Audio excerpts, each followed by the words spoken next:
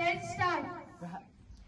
भारतमं देशमस्ति सर्वे भारतवासिनो मम भ्रातरः भगिनीः सन्ति अहं भारते सप्रेमं करोमि तथा तस्य तासु महान् परम्परासु मम गर्वस्ति यो अस्य देशस्य महान्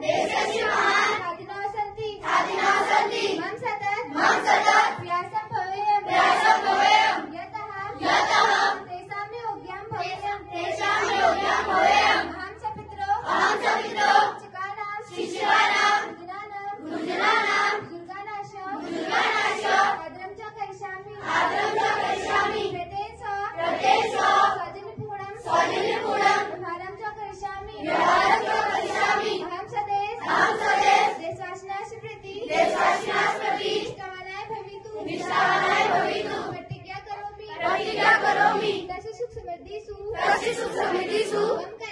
मम कल्याणं सुखं नीतमस्ति। जय हिंद।